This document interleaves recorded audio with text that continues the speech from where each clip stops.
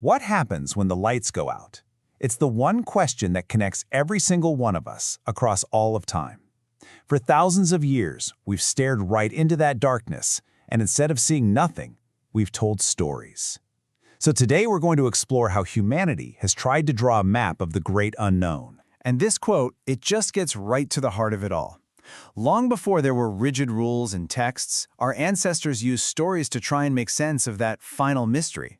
These tales, they weren't just for comfort. They were humanity's very first blueprints for the invisible world. So let's take a journey.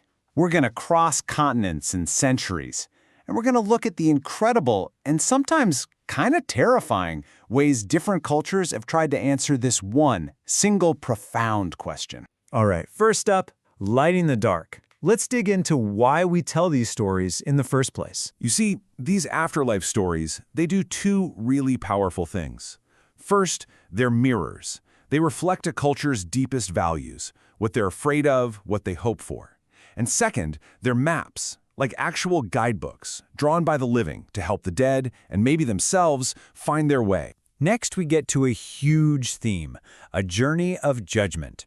For a lot of cultures, the afterlife isn't a simple doorway. It's a trial, a place where your entire life gets weighed and measured. So, what if the path to forever was a maze hidden under the desert sands?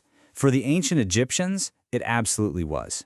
The soul had to travel into Duat, this really perilous underworld, and you needed the Book of the Dead just to get past demons and gates of fire. But it all came down to one final test. The weighing of the heart. Your heart, on a scale, against Mot's feather of truth. If it was light and free of sin, you got to enter the field of reeds, a perfect paradise.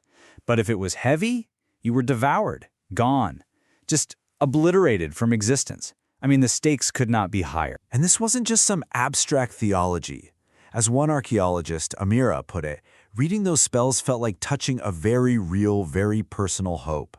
It was, in her words, as if they left behind a flashlight for the soul.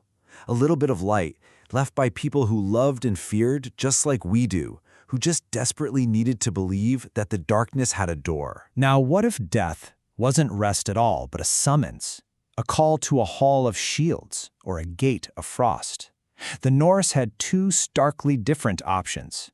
For the bravest warriors, hand-picked by Odin, you got Valhalla. But listen, this was no paradise. It was a cosmic boot camp for Ragnarok, the literal end of the world. All-day battles, all-night feasts, repeat. For everybody else, the farmers, the elders, the unlucky, the destination was hell. And no, it's not the hell you're thinking of. It was just a cold, silent place of shadows. No torment, but absolutely no glory either. It's such a powerful mirror of that Viking warrior culture, where a good death in a fight was everything. All right, let's pivot to our third big idea, the unbroken cycle. This is where the afterlife isn't the end of the line, but just one more stop on a continuous loop. At the heart of Hindu belief is samsara. It's not about a single judgment day, it's a cosmic rhythm. Your actions in this life, your karma, they don't send you to a forever heaven or a forever hell. Nope. They just decide what you'll come back as in the next turn of the wheel. The real goal isn't to get to a better place inside the cycle, it's moksha, complete liberation from the cycle. Okay, what if your great-grandmother could still watch over you? And I don't mean as a fun memory, but as an actual, active presence. In traditional Chinese culture, the line between the living and the dead is incredibly thin. Ancestors are seen as powerful guides, and those formal portraits you see, they're treated like gateways for their spirits. Through rituals and festivals like Qingming, the family constantly reinforces that bond. It's not just about remembering. It's about a living, unbroken relationship that death can't stop. So where are all these ancient ideas today? Well, they're not just in dusty old books. They're everywhere.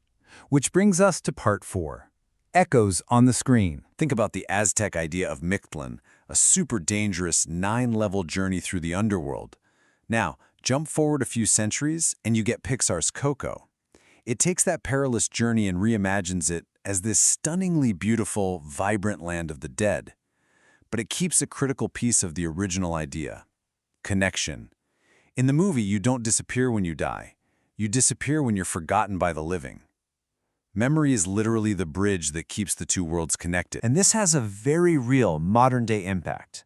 A filmmaker named Guan shared that after seeing Coco, his family built their very first ofrenda, a memorial altar. He said that act of remembering, of lighting the candles, it made his grandmother feel truly present. As he put it, it felt like she walked in just for a moment. It's just a perfect example of how our modern stories can plug us right back into these ancient traditions. It's the same thing with Japanese Shinto beliefs about kami, these spirits that live in everything, and yomi no kuni, the land of the dead.